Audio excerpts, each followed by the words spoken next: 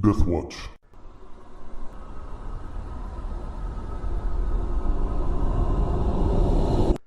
Okay, welcome back.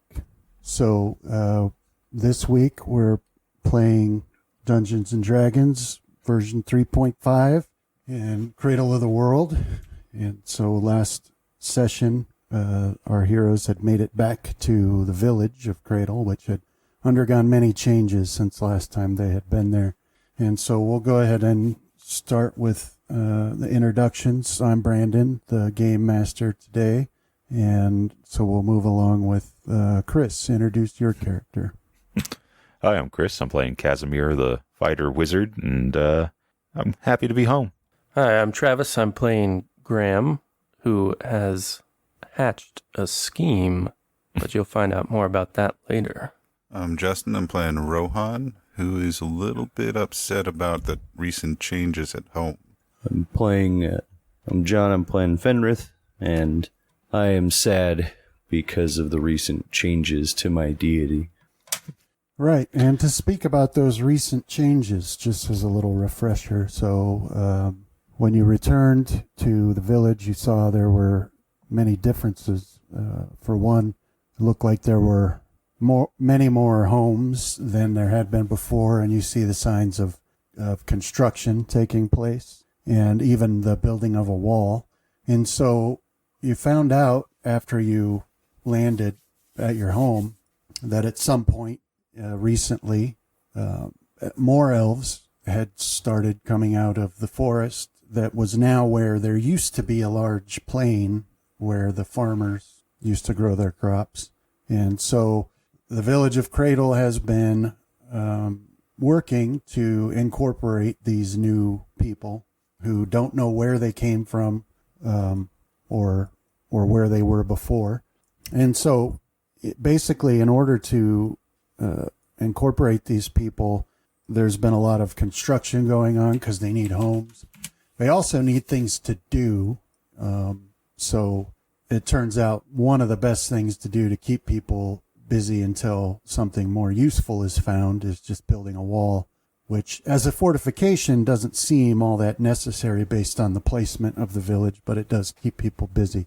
You have heard, like the mayor say, that some of the new arrivals had some trouble assimilating, and so, you know, to keep them from acting out of boredom, there's been some make work designed to, you know, keep their hands busy.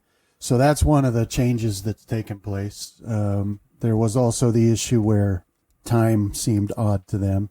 So you all vividly remember watching the Angry Mountain explode, and but now you find that it never did, and that's of course related to the different time streams.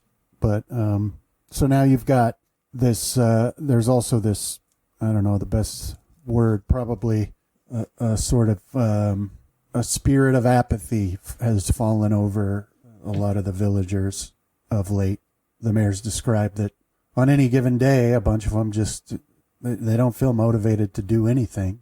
And so they'll just, you know, wander about aimlessly or lay about at their homes, and they won't get any work done. And she's been struggling to find a way to overcome this, but hasn't been successful so far. Now, there's a temple being built for Coralon on the outskirts of the village, and the work has stopped, you know, because the people who were building it suddenly just didn't feel like it anymore. So they sort of stopped coming into work. Let's see, what other changes? Oh, right. Nazus was the Minotaur that you sort of rescued from the labyrinth earlier on in your adventures, and he stayed in the village, and he promised that he would teach the people how to defend the village.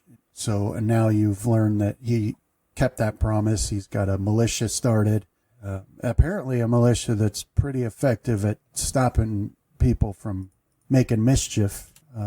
But that's all the details you have about that at the moment. So as we ended, Graham had gone home to visit his mother and father and his two sisters, and fell asleep in their living room in front of the fire, which he didn't intend to do, but, you know, Mom stuffed him full of food, and the fire was warm, so he fell asleep.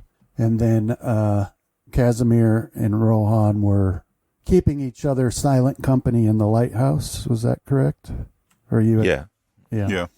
And Fenrith went to the temple to find out what's going on, why the work has stopped, because he has determined that despite this depression that's overcome him at the image of Coralon's death, or apparent death, somebody has to break this spell of apathy on the people. So he went to the temple where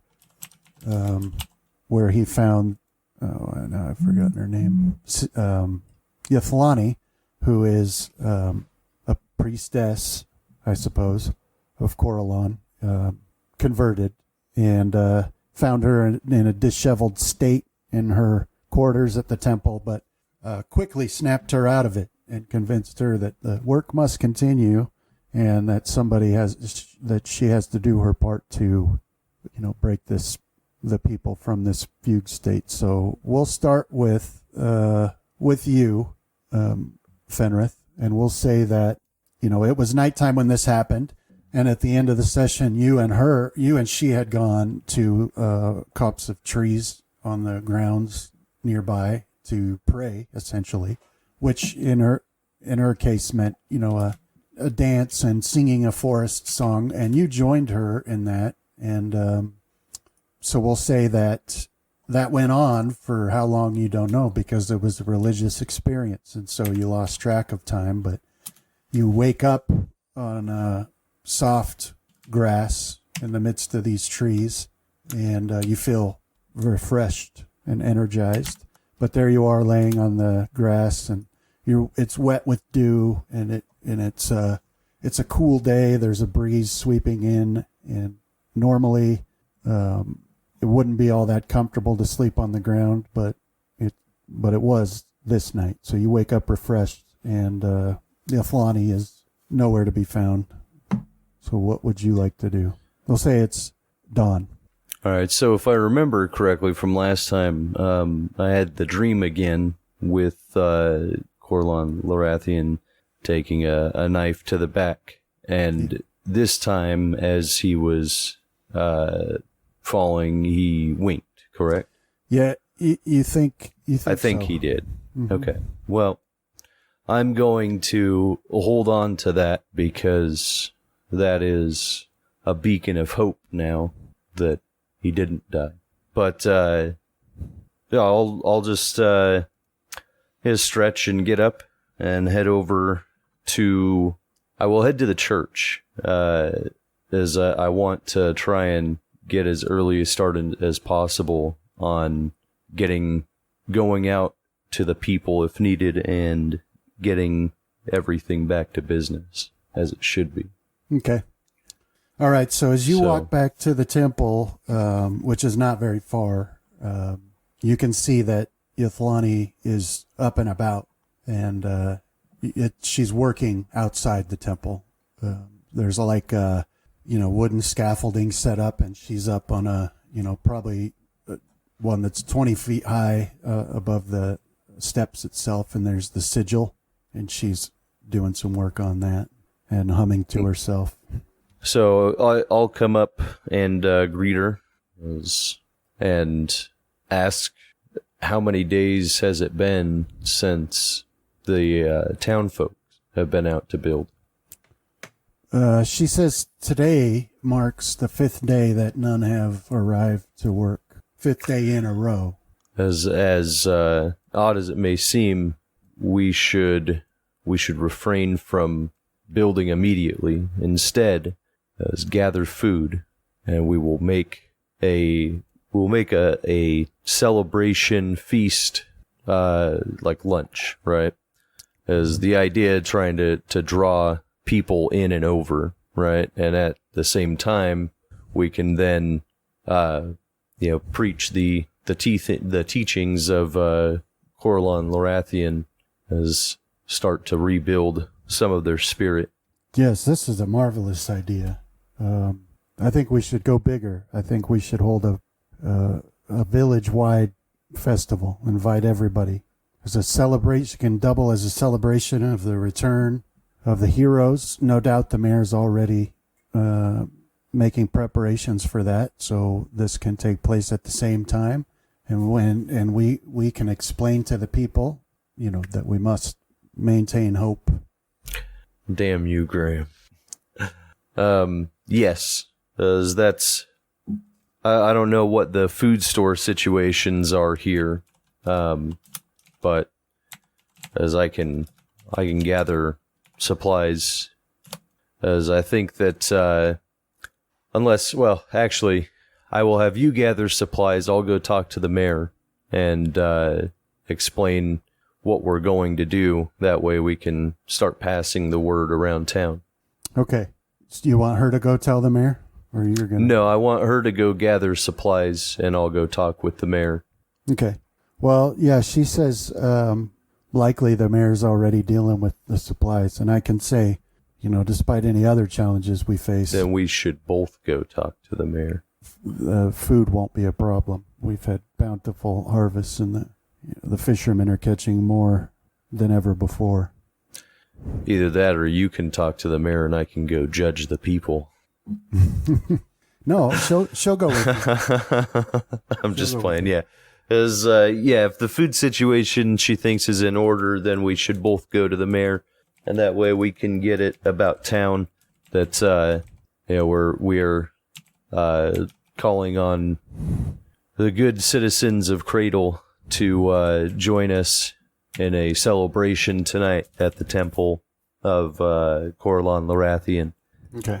Yeah. All right. So you two head out to speak with the mayor then. And as you travel, as you make the walk, which it's not a long walk, but you can see that this time of the morning, the sun's up now, and so there's a lot of activity going on in the village. Kids are up, running around outside, and you can smell food cooking, and you hear the sounds of work taking place, wood chopping and things of that nature. But everybody that you encounter on your way seems to be in a good mood, and they call out to greet you, and the kids come follow you and ask you questions, and they got their wooden sticks for swords, and they're just going on about their business as kids normally do. So none of the people you see seem to, this morning at least, be suffering from any sort of depression. So you are on your way there, and she'll go with you.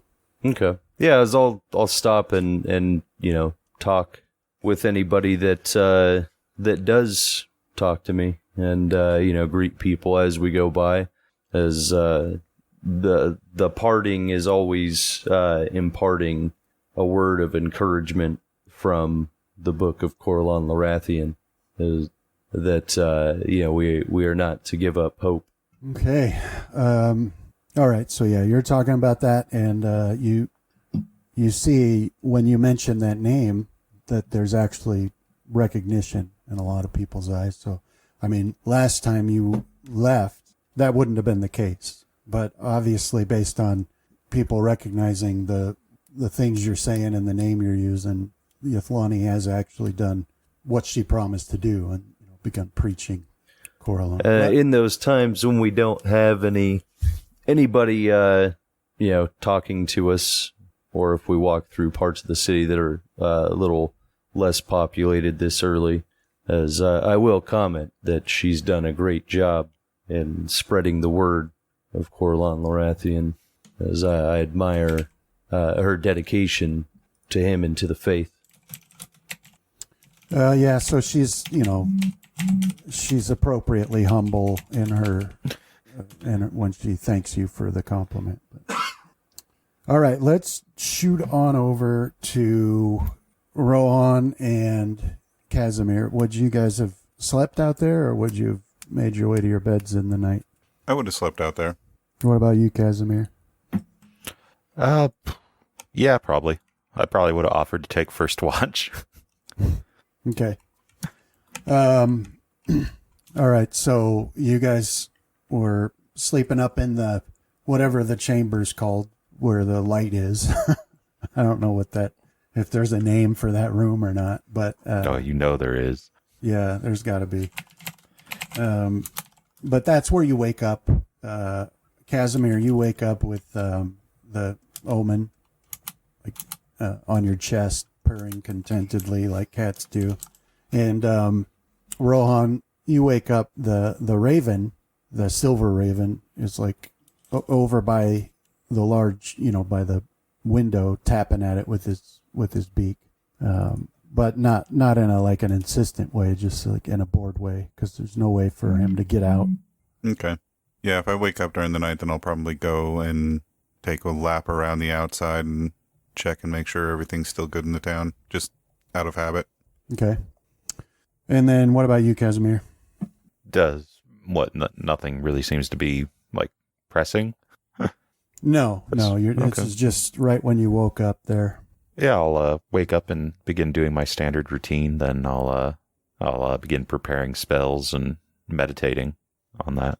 Okay. Yeah, okay. So you're doing that, and Rohan, he gets up, and you're aware of him moving around, and so go ahead and remember to regain the hit points that you would gain from a good night's sleep.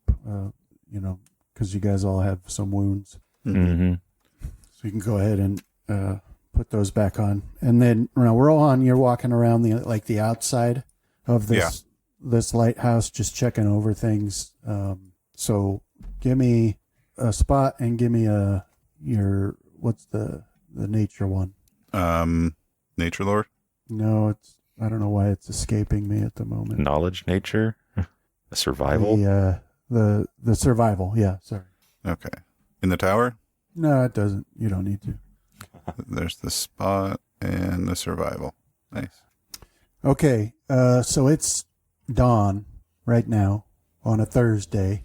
By noon on Friday, there will be a hurricane. There's Okay. nothing. This is the crazy thing. There's nothing in the sky to tell you this. You just look out. You can see, the fishermen. They're heading out to do their thing. The tide, the line on the beach is just a little bit off from where you would expect it to be. The tide coming in doesn't reach exactly the spot that you think it should. There's like, wispy clouds here and there, but whatever it is, you can't tell. Not enough to explain anyways. You just know there's going to be a hurricane that's going to smash into the coast by noon on Friday, by noon tomorrow. Okay. And that's what you see with your survival. And then your spot, as you're walking around and you see the home of the heroes, you look down, and Fulwin had, what's the word? He went out to attend to your rocks. And I haven't described this before, but these giant saddle / platforms that are on these birds, they actually take industrial equipment to remove. So there's off to on the side of the barn, which is attached to the house, but it's enormous. But on the side of it, on the whole wall is a boom arm that swings out, and there's cranks and pulleys and stuff, and you can see that he's got helpers, but 2 helpers have come from somewhere in the village to help him, but this is how he's removed these harnesses and set them to the side, and so he's done with that, and you can see him it's a good distance, but you can see him, just not close enough to read expressions on his face, but by the way he's acting, you can see he's agitated by something, and he is telling the 2 helpers something in animated fashion, and they go darting off towards the village. But you can also spot that something is wrong with the rocks. Okay. They look ill is a good way, because they're all laying down like they would be roosting, which is not normal.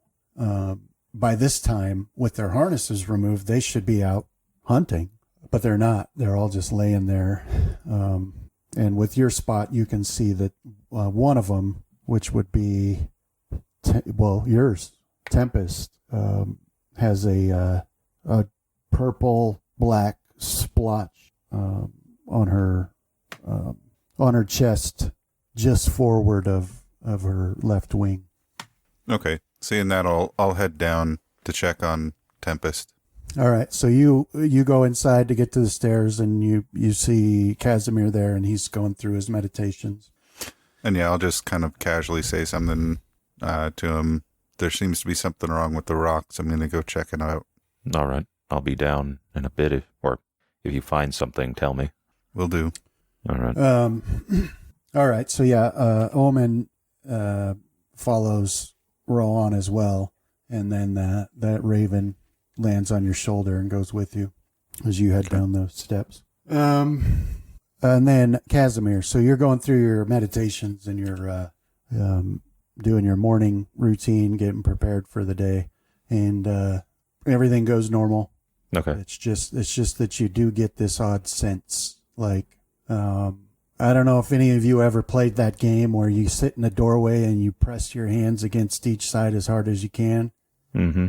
And then, after a minute of doing that, you step forward and relax your arms and they just go up on their own and it feels weird. You're experiencing something like that in the sense that you're doing your meditations and all that, and you just keep finding yourself, your head turning to face the west. It just keeps happening. Like there's something over there to see, which if there is, you can't tell what it is. So the elevation you're at, this lighthouse, you can look into the west is all the hill/cliff region that you would travel on to get to the rock cliffs. It's the same area you flew over to come home. Okay. The same direction of the cave that you found when you entered the labyrinth. Yeah, I was going to say that, what is it? Was that the same area with the room that seemed to be made for the heroes that we had to use our amulets to get into? Yeah, Okay. That was that direction. And it's also the same direction where, maybe you don't know about that. Who had the skull and dropped it down the hole? That was me. Yeah. But did you tell people you had done that? Not at all. Okay. Anyway, so you just find for whatever reason, your head keeps looking that direction. Okay. That's also the direction where the mayor said people have been exploring to see if there's new places to mine.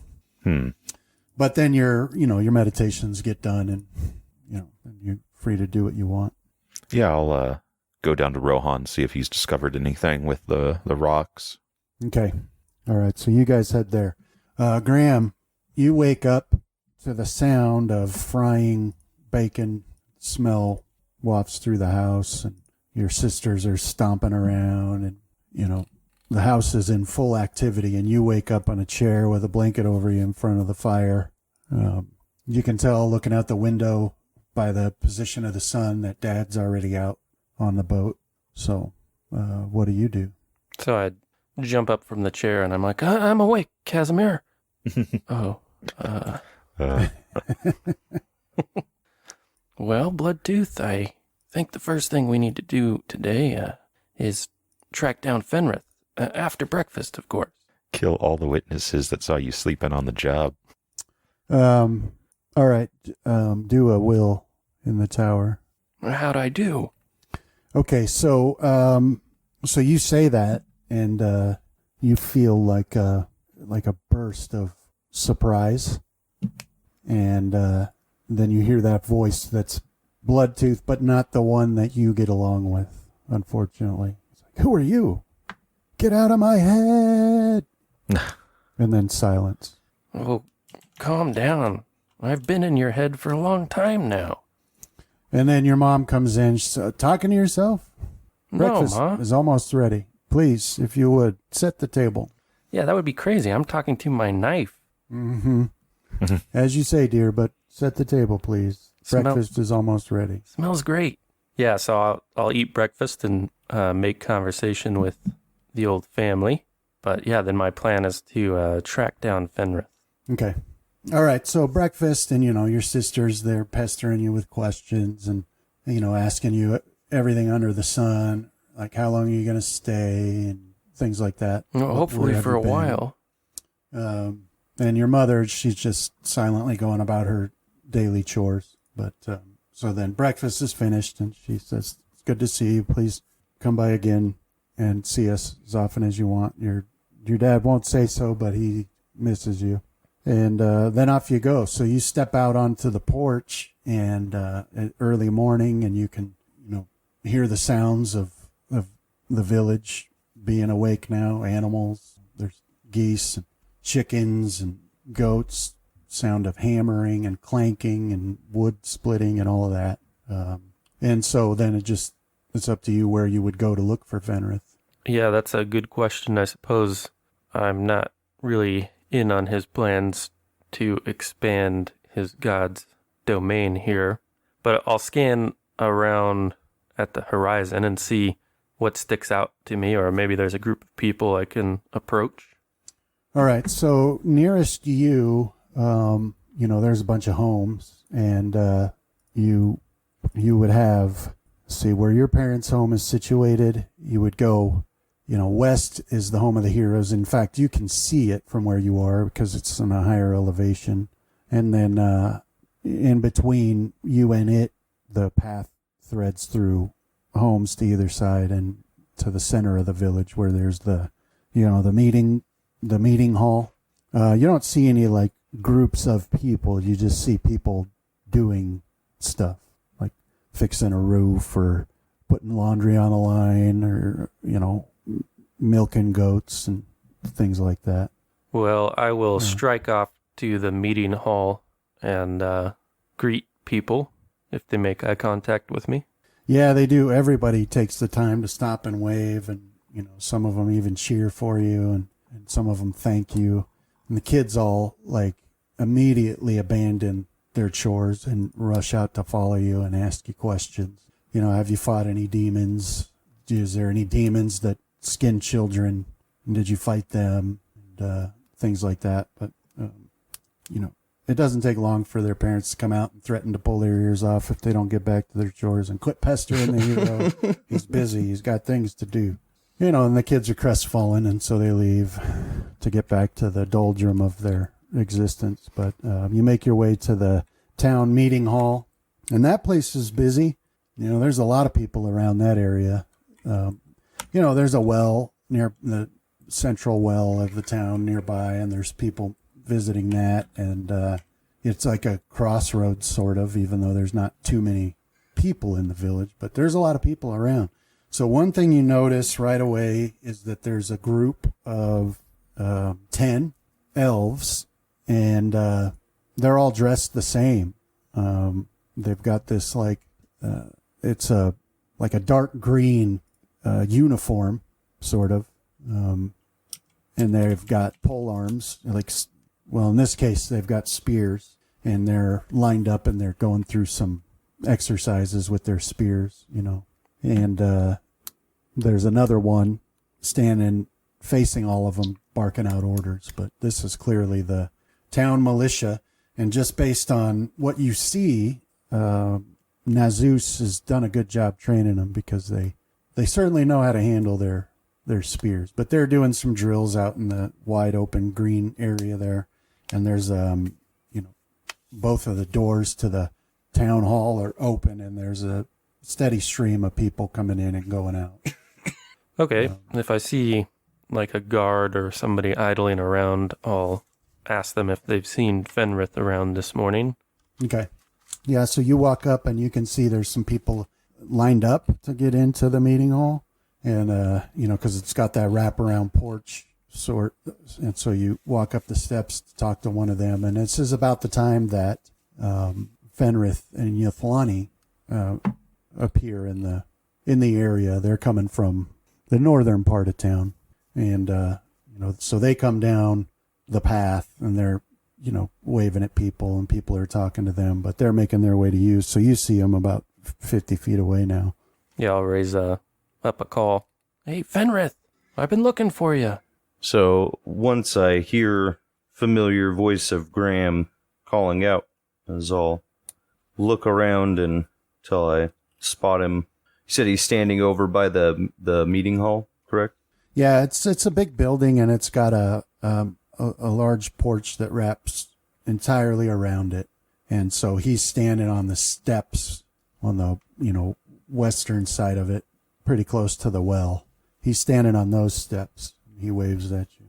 So where you are, you're coming into the village center, and about 20 feet away from you, you can see the backs of the group of elves drilling with their spears. And, there's people all around gathering stuff from the well, and there's some carts set up where people are trying to sell some things. Okay. So yeah, I'll raise a hand and hail Graham. It's good to see you this morning. And I'll make mention to Yathlani that I see Graham up ahead and start moving his direction. Yeah, I'll hurry over to meet him. All right, so as you move over to meet them, you see that he's traveling with Yathlani, and she's dressed in these white robes that are in the style of your village. These are like robes, but also like trousers underneath, so they can ride horses or climb trees and stuff. They're very serviceable, and she's wearing these, and it's the sigil of Coralon that you recognize has been sewn into the front of it, and the hood's back, and so she's beautiful and radiant with her long hair, and she's smiling, and you, as you move towards them, you make the calculation of exactly where to strike to put her down immediately, so nobody can stop you.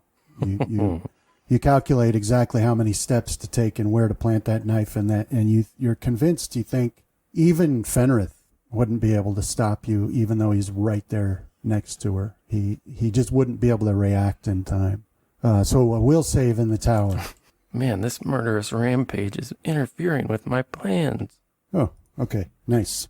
So your hand, like you blink and realize as you're walking forward, and you realize your hand is on Bloodtooth, and you're about to pull it from the sheath. But it's at that point that you recognize that this is not your thought. This is Bloodtooth, whichever entity is currently in control, trying to control you. And so with force of will, you're able to push that voice, or push that urge down, and retain command of yourself.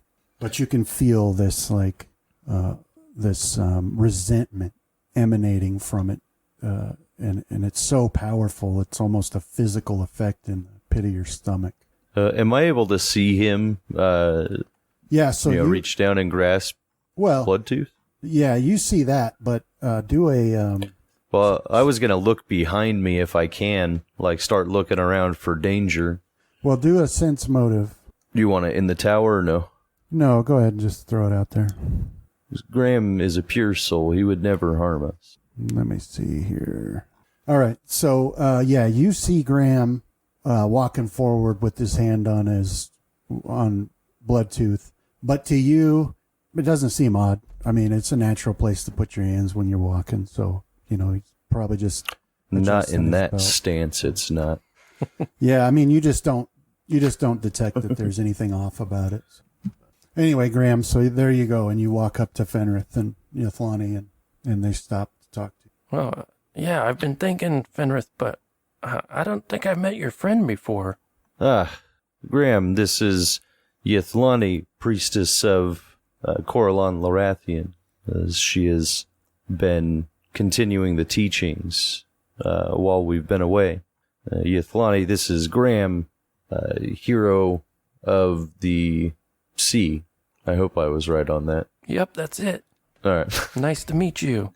Well, go ahead. She looks at you both like you're making a joke, because she's like, "Oh, I know Graham because I caught." Oh him. no, I kind of am. Everybody knows Yathlani. Yeah, I know Graham because I caught him stealing pies from me. Oh no, that wasn't me. 6 years old. Maybe it was my sister's. Yeah. Well, anyway, so she laughs, but yeah, she does recognize you. Nice. As I'll explain to Graham that we were just on our way to see the mayor.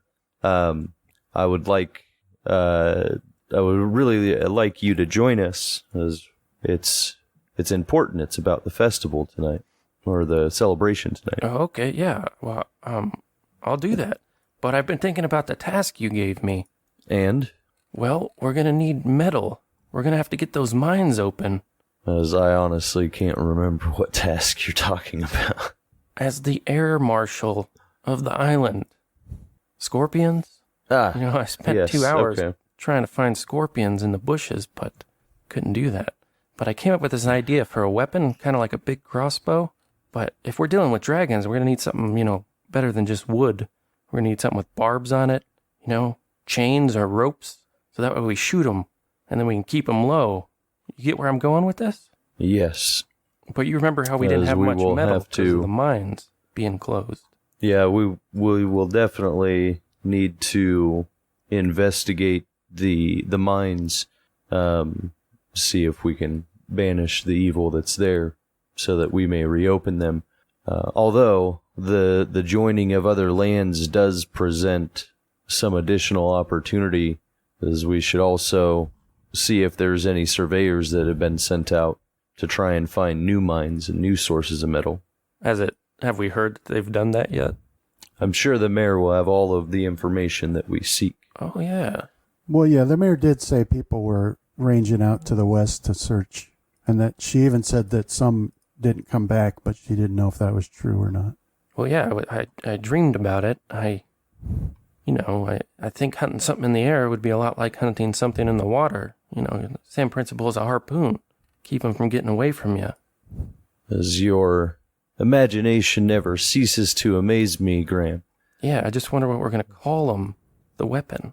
We will call them Graham Poons. Sorry, guys. I like it. I'm sure that we'll think of a name. Up at that? I think I destroyed Brandon. No, he's He was Just applying imagine negative levels rage to boiling your- over. but you can have a hero point for that. Thank you. All right. Well, yeah. Let's talk to the lady in charge. As I'll sling my arm around Graham and tell him that today is going to be a great day. Oh yeah. Are you guys getting married or what? No, we're not only have the heroes return to Cradle, but we are going to celebrate Coralon Lorathian, the entire village, as it should be. Okay. I'll keep my fingers crossed. As let's continue on, see the mayor, and I'll start heading towards the front entrance. Has this meeting hall changed quite a bit since the last time? As I know that there was the goblin attack, and then I imagine they had repaired it by the time we got back from one of our expeditions. But with the rest of the town growing, is this grown too? No, this looks much the same. There wasn't much damage done to it, and now it doesn't look like it's undergone any changes at all. It's it's still serviceable, still big enough for what it's used for. Now you can tell just based on the new homes being built. Nobody ever gave you a number of how many new people arrived, but even before, there was not enough room inside for everyone in the village to be there. So usually what they did was like the mayor or the council would use it for their meetings, and then if they needed to talk to certain groups of people, they would have those meetings in there. But for like whole town meetings, they would stand on the porch and everybody would gather in the green and outside, and they would do so. Okay.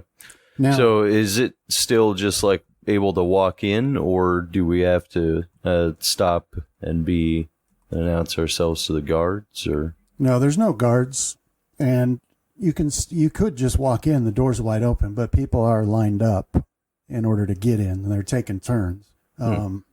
But you are a hero, so you know. This is a perfect opportunity. As I'll go down the line one by one, greeting each person, speaking some wisdom of Corlon Lorathian as I make my way to the front of the line.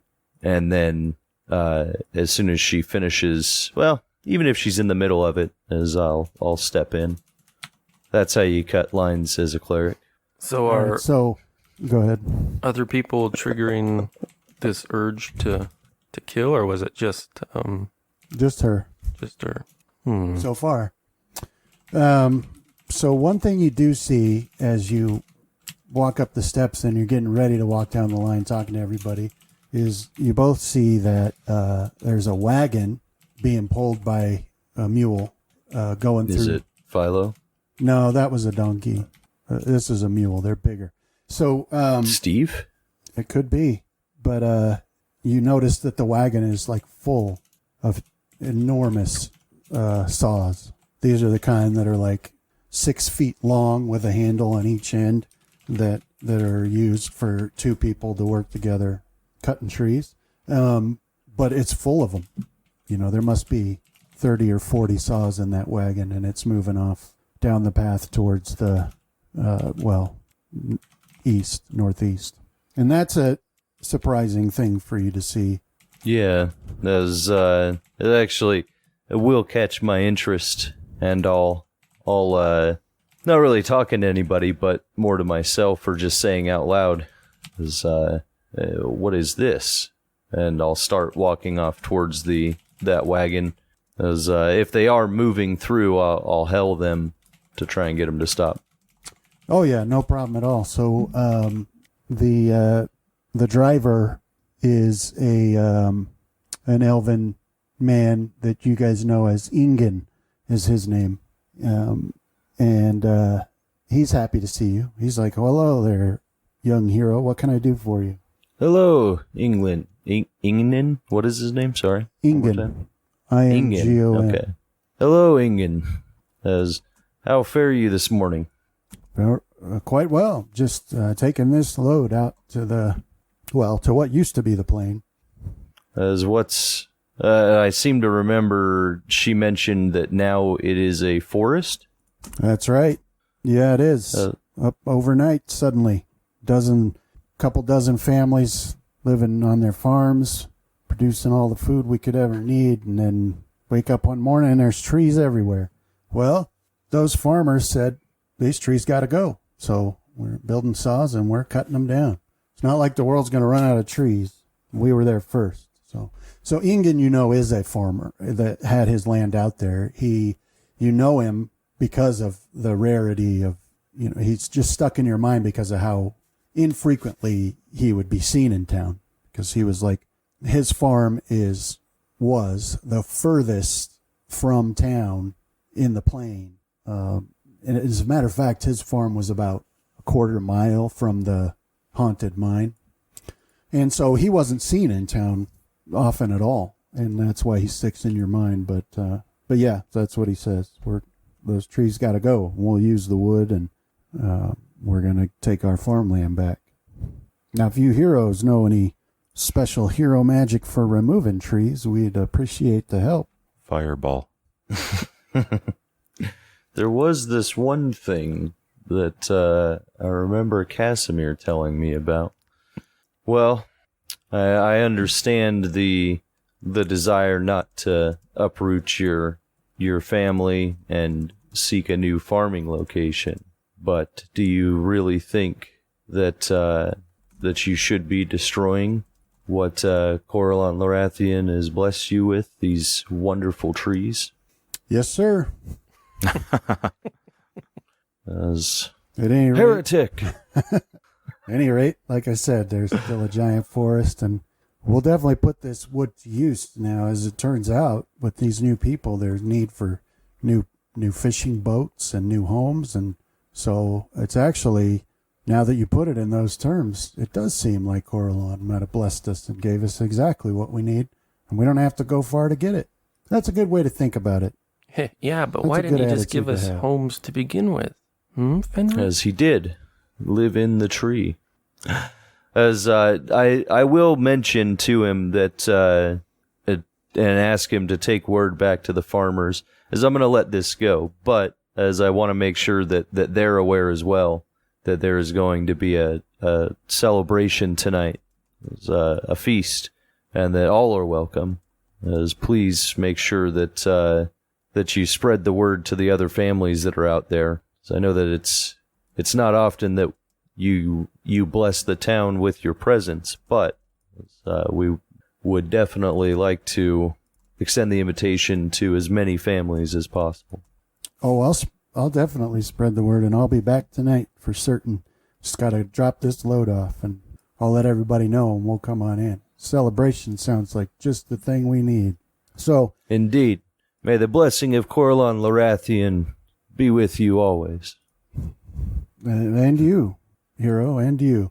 So you can see from where you're talking to him, the blacksmith shop, that's undergone some changes. It's much bigger. The town blacksmith was a woman named Findalyi, and she's definitely increased the size of her shop, and you can hear hammers ringing out, and you can see sparks coming from in the darkened, open doors.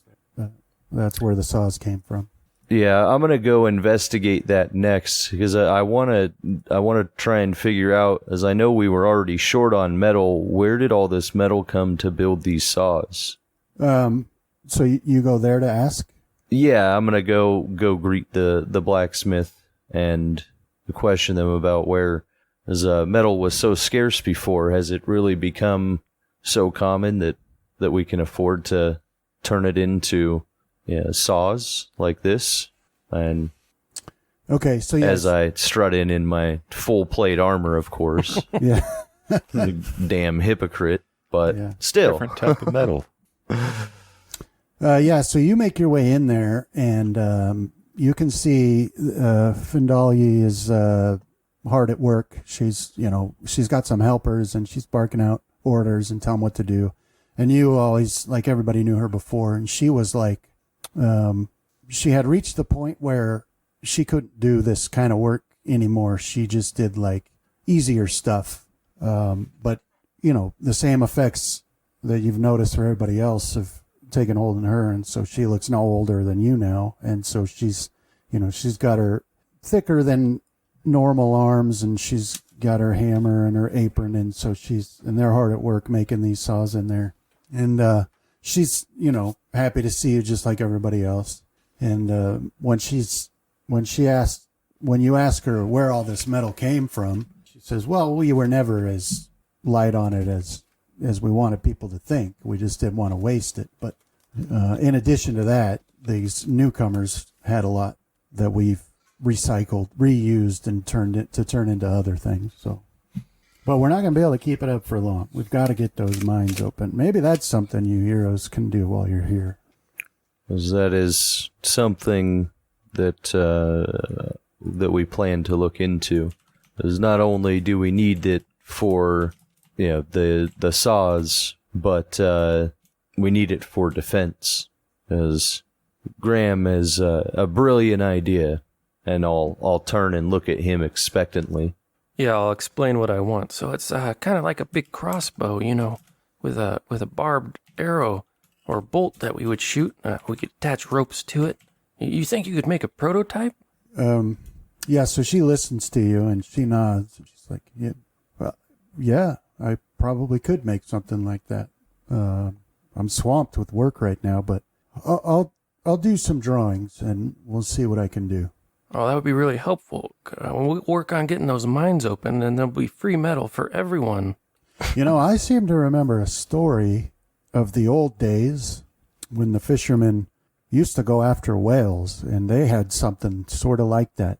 Of course, according to the stories, their boats were much bigger back then, but yeah, I should be able to come up with something like that. How hard could it be? I don't think that hard. Well, that was a rhetorical question, sir. Oh, sorry, I'm bad at that. Now, if you'll excuse me, sirs, I've got a lot of work to do. Excellent. As we'll let you get back to work and look forward to seeing those drawings. Okay. And then you want to go... And then we'll go see the mayor, yeah. Okay. All right, so you start heading that way. So Rohan, you make it to the grounds of your home, make it through the gate, and you can see Folwyn is like glancing about. Most of his attention's on the rocks, but he's always looking over to see if anybody's coming, and he sees you, and he's like, Rohan, sir, I sent my helpers to look for you, but there's something wrong with the birds. You must take a look. This is far beyond my expertise. Yeah, I noticed something was wrong from the lighthouse. What have you found out? Nothing. I found out nothing. They just lay there and look, and he shows you. So you go over, and Tempest is the one he takes you to, and she's laying there. And so you do let's see, what would be the best skill to use? One thing I'd like to do is cast Speak with Animals, so I can actually talk with her. Okay. All right. Yeah. So you cast that, and so you can. So yeah, ask what she's feeling and what's wrong. Okay. So yeah, you come up to her, and she's laying there, and she's breathing heavily and slowly, and her eyes are mostly closed. Let me pull something up real quick. So that spot that you saw, it was like a black purplish splotch on her chest, up close to her left wing. So you now up close you can see, and it's massive, and it's like a black splotch where the feathers have been burned away, and the purplish comes from these lines that move through this black color, and they're actually moving, and it reminds you a lot of the odd lightning that struck. It looks a lot like that. So from where you're standing, you can see that the feathers are very slowly burning away, and it's spreading. So, but you cast this spell, and you can communicate with her. And so you're able to ask questions and receive answers according to this spell. And so you ask her what's wrong, but and basically she doesn't know. She's just in pain. Okay. So I'll ask, are you only in pain where these marks are? She says no, all over. Okay. I'll cast Detect Magic because these do kind of look like something magical. And ask her, did this start overnight, or did you start hurting before we came back? When we were flying, is what she says. Okay. In the storm. Okay. So yeah, I'll kind of focus in on the area where I can see those purple lines moving with my Detect Magic. Okay, so yeah, you look at that, and yes, so right away you detect the presence of a magical aura. That you can tell that right away, emanating from that. Okay. And then a few seconds of looking at it, and you detect that there's one, and it's pretty power. Let me pull up the list. So it is a strong aura, and then so that's what you can detect with Detect Magic. Okay. And yeah, it's gonna go ahead. It's gonna come to my mind that with something like this, that I'll need to bring in Casimir if it's magical in nature. But before I stop my investigation, I'm gonna try casting my Cure Light Wounds on her and see if that helps at all. All right, so you go put hands on her to cast that spell. Do a caster level check. Okay. So if you go to your spells, Yeah. See the ranger. there's a Yeah, up at the top. See the concentration check roll. you see where it says ranger, and look to the right of that. You'll see CL6. Just double click that. That's your caster level. So double click that to roll it. Yeah, not rolling when I double click it. No. Let's try going out of combat mode. No. Well, just roll a d20 and add 6 to it. Okay. So you step forward and you put hands on her and you go to cast this spell, and you feel this odd sensation that you haven't experienced before. It's like, you know what it feels like when the spell is effective. Mm-hmm. In this case, it feels like the force, normally you feel this sensation of you pushing the magic. In this case, you feel as if the magic is pulled, if that makes sense. Okay. And so you see a flare on, this black and purple splotch. It flares and spreads like a little faster. So, do the healing for that spell. Roll the healing effect. Yeah. So that it actually does damage there rather than healing. Okay.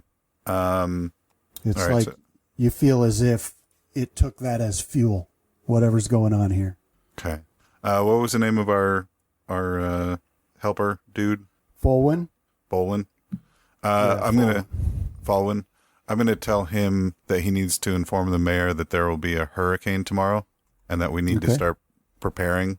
And then I'm gonna head back up to the lighthouse to go get Casimir. All right. So you tell him, well, there's going to be a hurricane.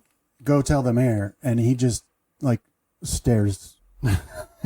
he just blinks and stares as if he didn't hear you. Right. It's like, it's so different of a thing from what's going on that his brain's not processing it.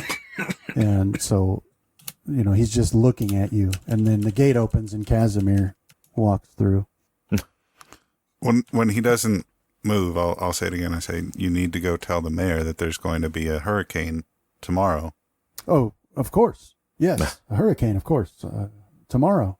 I'll go tell her at once. And he darts off towards the village. So, Casimir, you walk through and you can see Folwyn dart off past you. He's got this odd look in his eyes, like confusion mixed with fear. And you can see Rohan standing over by Tempest with the... And so now that you're close, you can see that all of the birds are like they're laying down, like not even really supporting their heads, which is odd.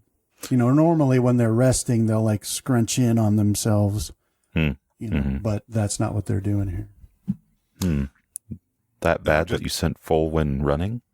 Oh, Rohan? that was about the hurricane. No, I need your expertise on what's wrong with the birds. So as I was inspecting Tempest or walking up, did I see marks on the other birds as well, or was it just Tempest? You see marks on Fenaro, but from your angle, you can't see any on Gyre or Riven. Okay. But, there's a lot of them that you can't see. So yes, Casimir, there appears to be some sort of a magical wounds on our birds that are slowly burning them from the inside, almost as if it's feeding on their flesh like a firewood.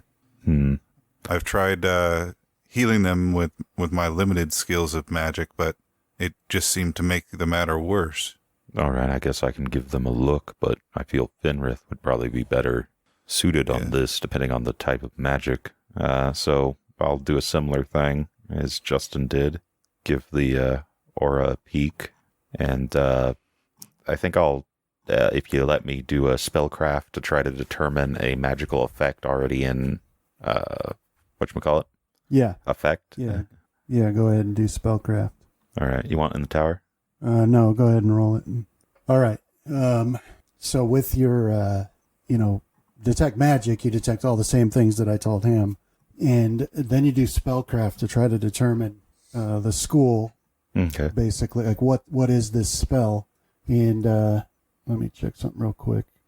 Yeah, so you got... All right, so here, what happens here is you understand that this is a unique magical effect. This is not a spell per se. This is not, a spell that you could write down and cast. This is an actual magical effect. And Okay. these are like highly theoretical, not something you've ever seen, just things you've read about, and even people who've written about them. It's all theoretical, but in this case, especially tying, considering where the wound came from, with that odd storm and that lightning. And at that time you had determined that it was like magic itself is the best way to describe it.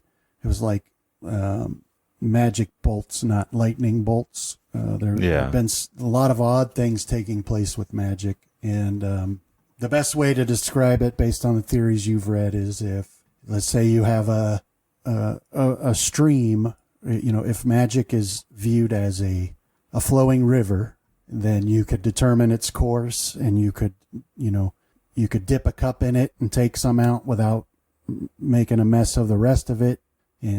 But what if it overflowed? Okay. Then who knows what the effects would be.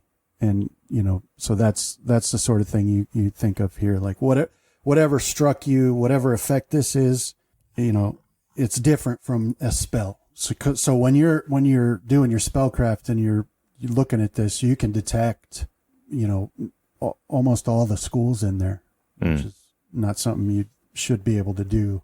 Because with your detect magic, you're just getting the one aura. And, if there were multiple, that'd be one thing, but you're just getting the one. So you shouldn't be getting all these different readings from it. So,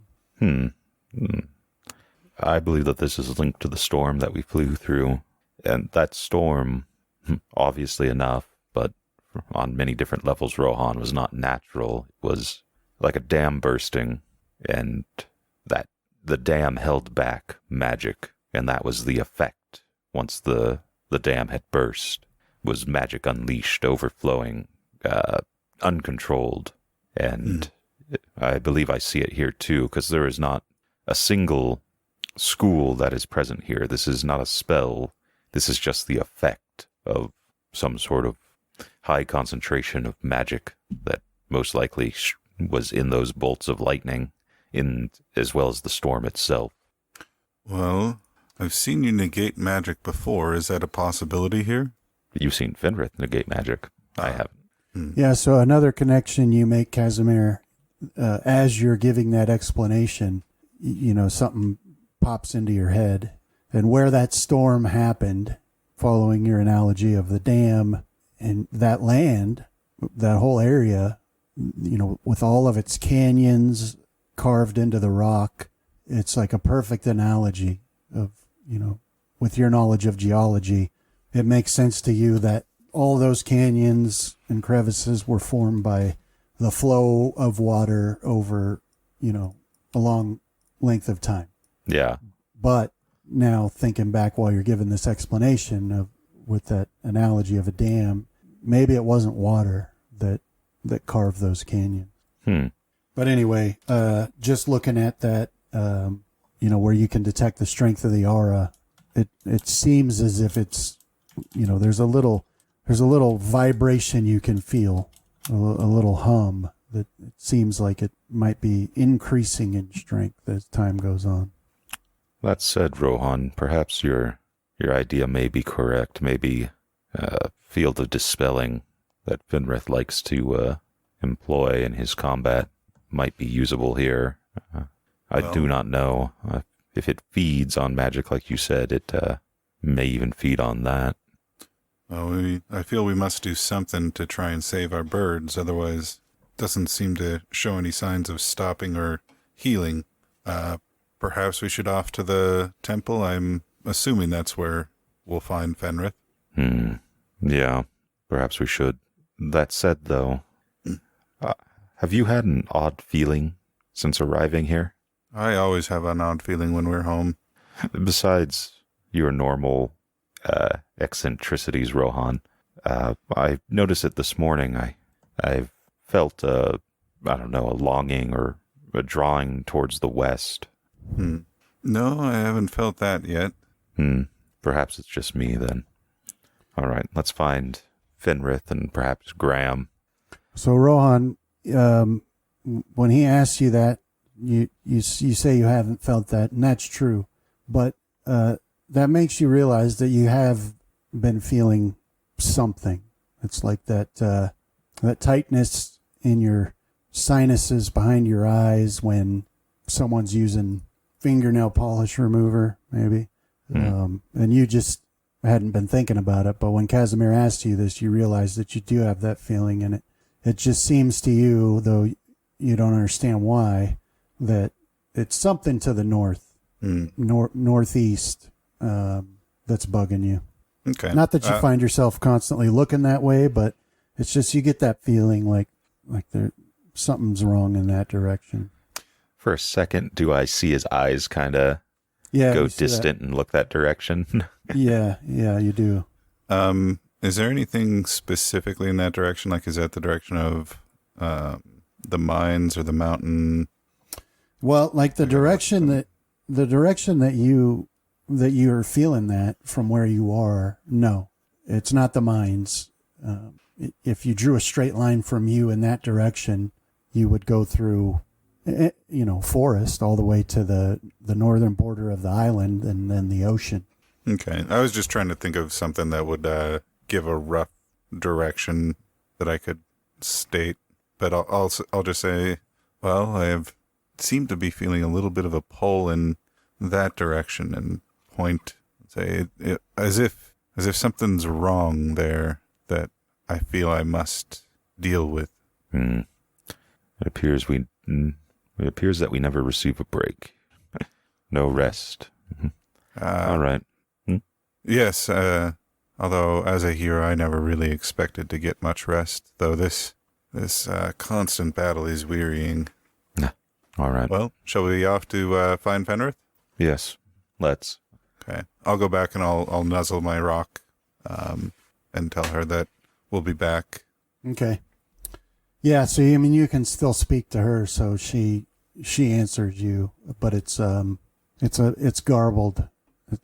Like it doesn't come out in actual words. Like there's static? No, it's like, if someone that doesn't speak your language tries to speak to you. Like you can tell they're speaking and they're speaking words, but it's just not coming out right. Okay. Yeah, then we'll head off. And I feel like should note as we're walking into the town that I cleaned off all the blood and gore off my armor, but not out of like my hair and my hands and stuff. Oh, okay. I figure, what's his name? Folwyn probably took care of my armor and boots. Yeah, okay, so you guys are going to head to look for Fenrith? Mm-hmm. All right, so you set off that way. So Fenrith and Graham, you've gone up the line speaking with the people, and then you head on into the town hall there, and the mayor is sitting at the large table there, and she's talking to people, and you can hear basically she's handing out assignments, getting ready for the festival. So people come up and she's like, you need to bring me this many of that, and you need to build this many of this, and we need to find this from there. And that's basically what's going on. So, but you walk into the town hall, and she looks up and smiles at you and beckons you forward and says, good morning. It's good to see you. What can I do for you? Is Fenrith here? No, I'm talking to Fenrith and Graham right now. Oh. You guys got here fast. I'll give her a bow and thank you, Mayor. As good morning. It's good to see you. As we would like to discuss where the celebration that you had planned was going to take place, as I think that it would be beneficial to hold it at the temple, even though it is yet to be complete. Oh, that's actually a marvelous idea. Yes, let's do that. We'll hold it at the temple. Perfect. And I assume she has. Well, I'll just ask her. I guess and do you need any assistance with supplies or, setting anything up? Not at all. We have this completely under control. I encourage you and your companions, take the time to get some much-deserved rest. We'll handle all of the details. Perfect. There is one other matter, and as Graham has come up with an idea for the city's defense, as we've had a discussion with the blacksmith, and she is going to draw up some plans. That way we can look them over. But on the matter of metal, has anybody tried to go out to the mines at all? Well, about a month ago, a team went out there, and they returned frightened out of their minds and said the place was still haunted by some evil.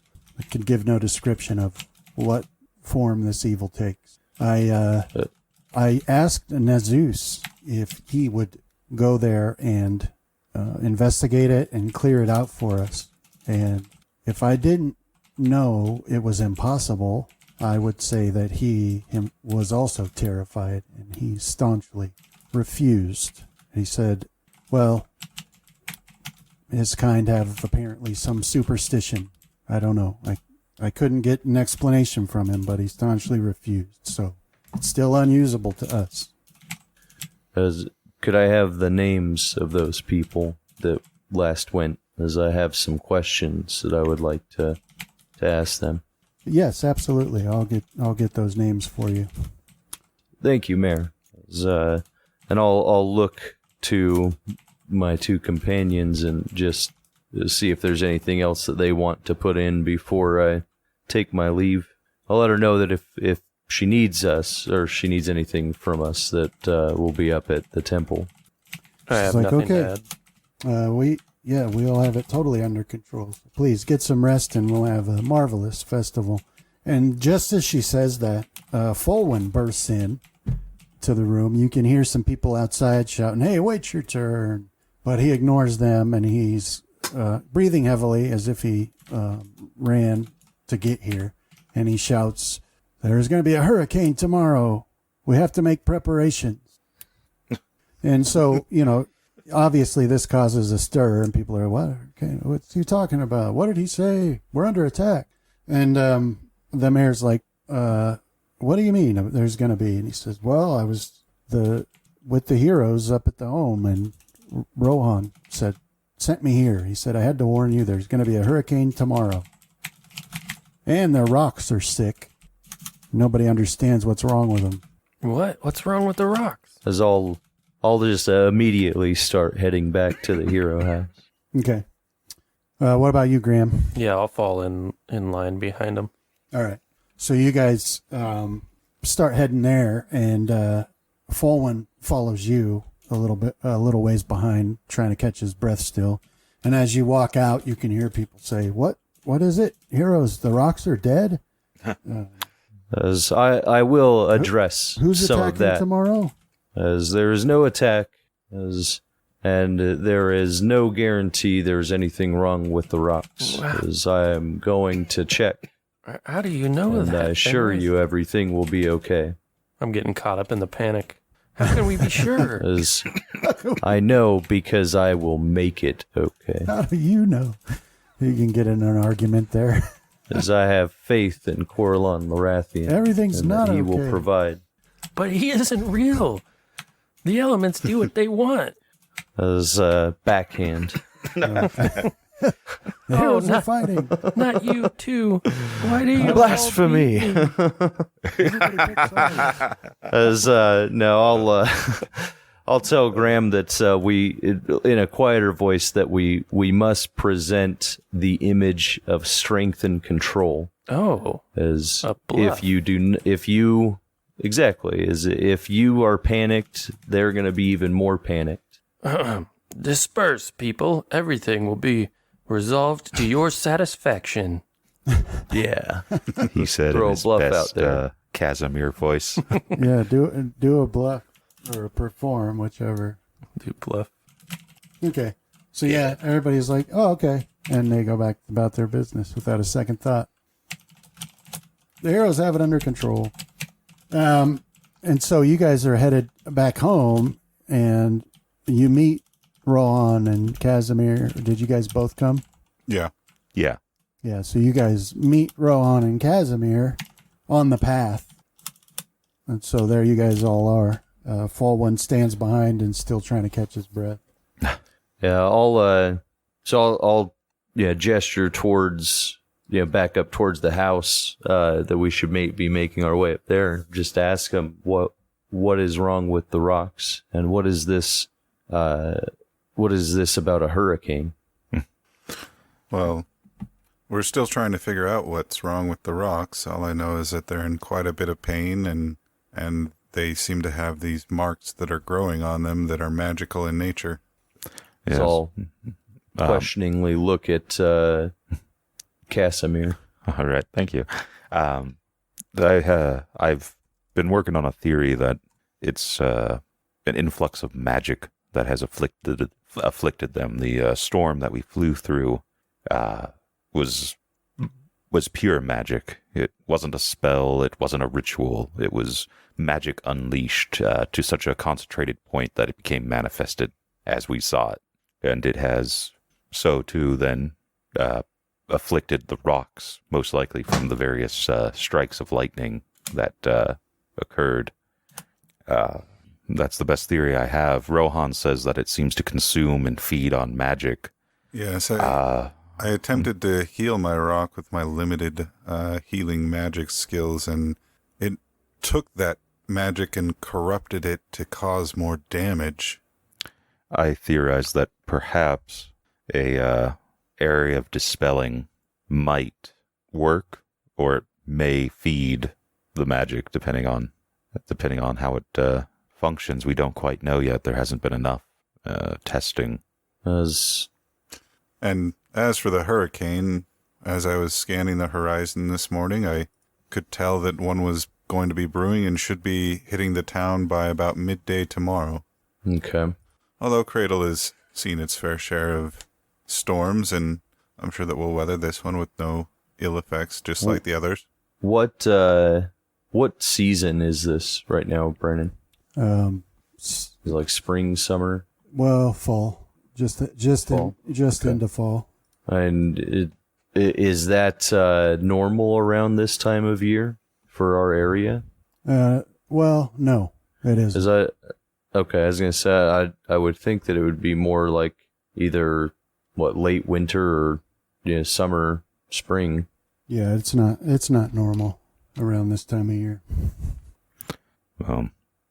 If he says it, okay. I believe it for the most part until otherwise proven. Yeah, he taught me everything I know.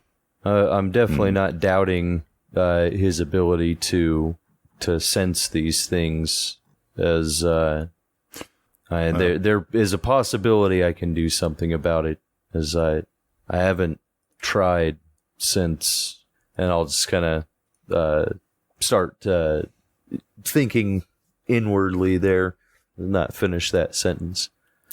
Anyway, we need to do something about the rocks, and yeah, I agree.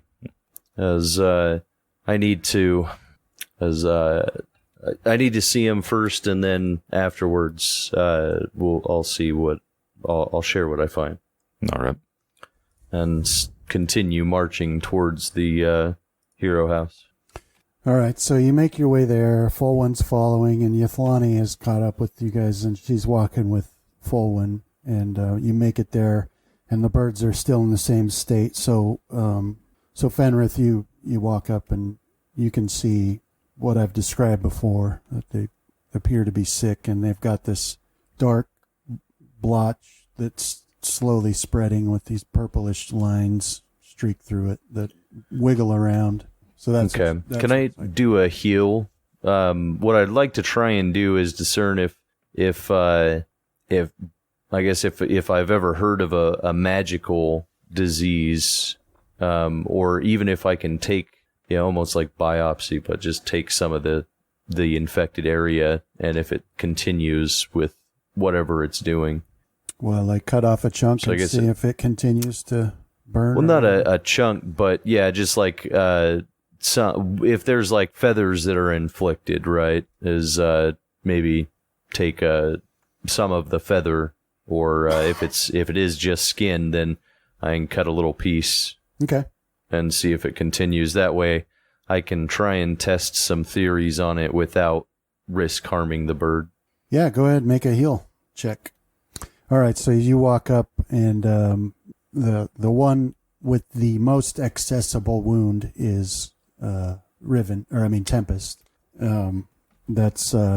She's got the wound that's the most accessible. So you go up and you take, your knife and And you look really closely at it, and so you can see when you get close enough, that the way that like paper appears when you light it on fire, but it's not enough to set on fire, if that makes sense. That Kind of browning, look, blackening. Yeah, you see it changing color underneath. Yeah, and it'll slowly eat a little bit of it, but it doesn't catch. That's sort of what the edge of this wound looks like. And you take off a little bit with your knife, and it doesn't seem to cause any extra discomfort to her because she makes no reaction. Does it still bleed like normally?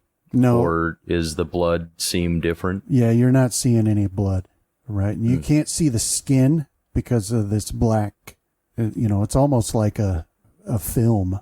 But when you touch it, it's like that is her skin. So it's not like you could scrape it out of the way or anything.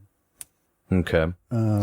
But what you do with that heal check when you slice a little bit of it off, and you can see that that effect does continue until that little bit that you sliced off is entirely consumed.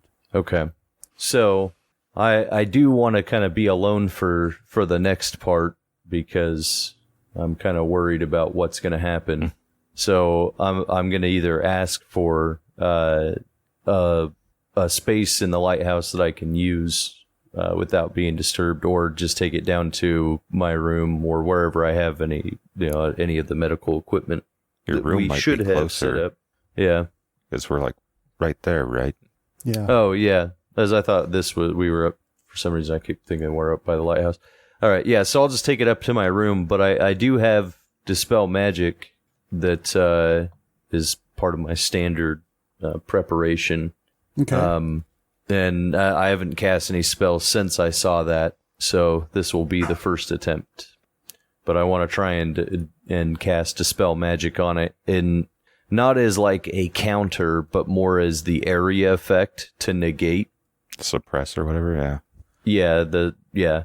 There's more of the suppression option.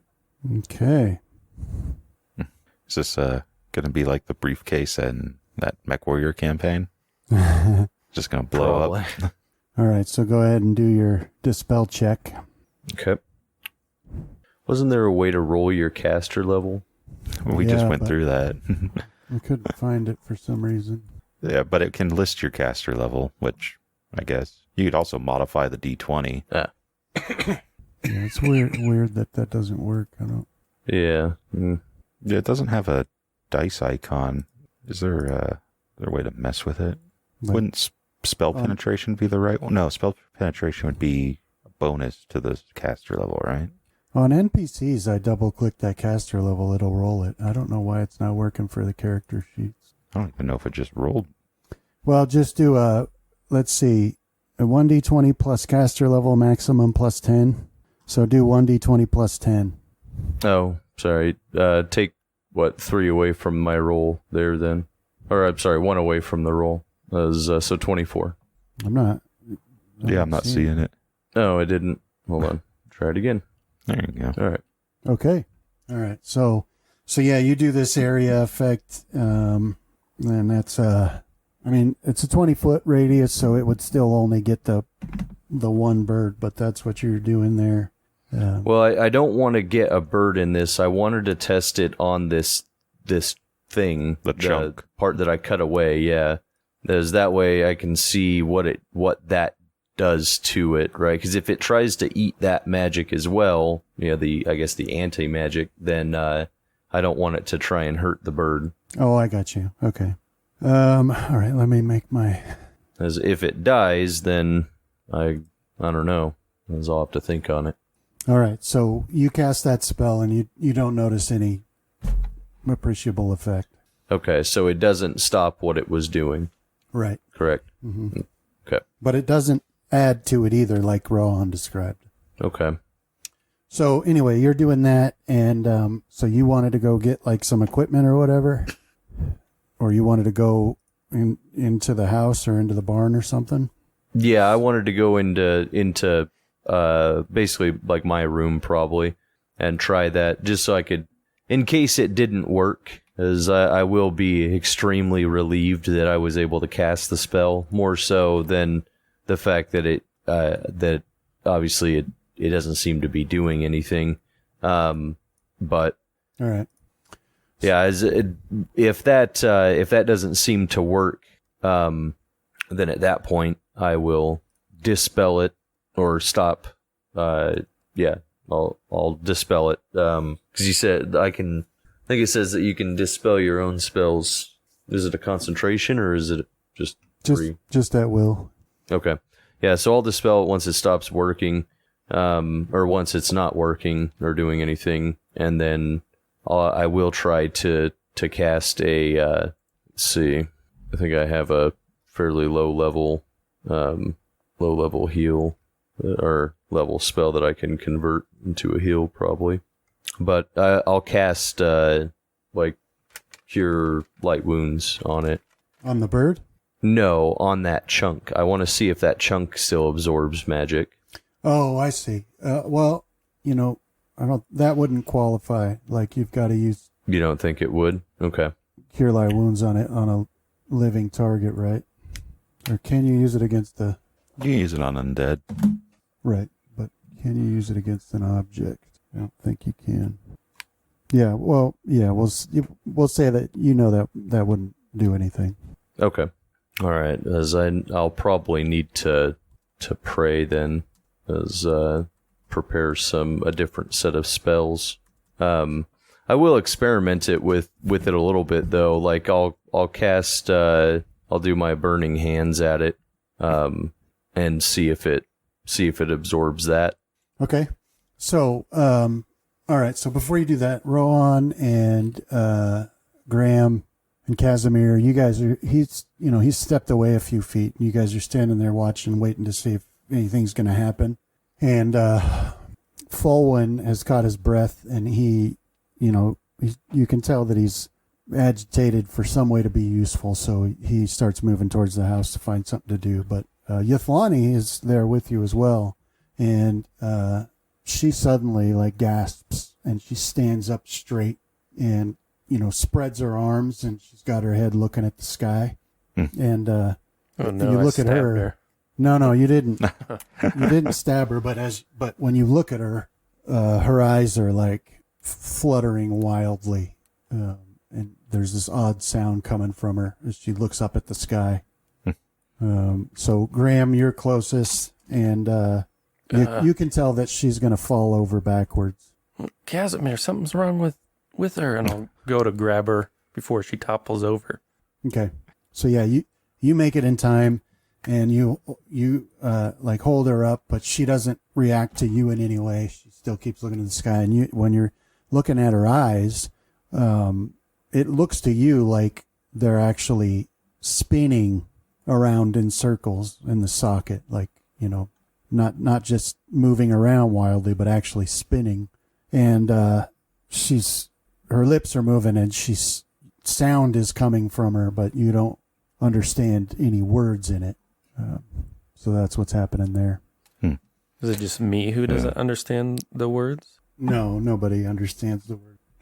But yeah, so Casimir and Rohan, you guys see that Graham's holding her up, and she's looking at the sky, and she's mumbling something. And let's see, Rohan. So you look to the south, just for whatever reason, you glance that way, past the rocks, over the cliff, out to the ocean, and then you can see on the horizon a long black line across the horizon. Yeah, I mean, that's your first thought. There's the clouds way out there. They look odd, though. It looks like a kid reached up with a pencil and drew a line across the sky, but that's your first thought. I mean, it's like at the very limits of your vision, almost. Well, yeah, it's at the horizon. All right. Okay. All right. So this happens, and you start heading towards town.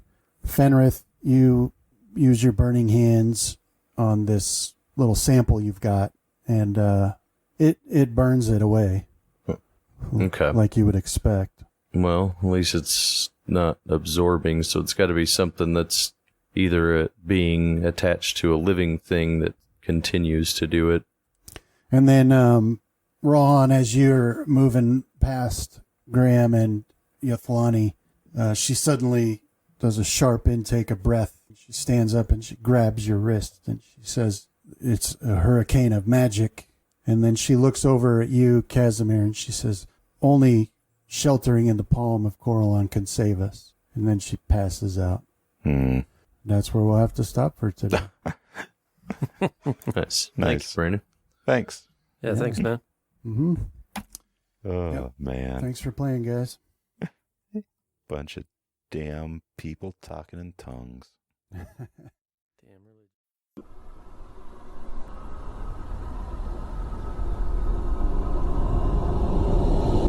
This has been a Death Watch production. Thank you for listening.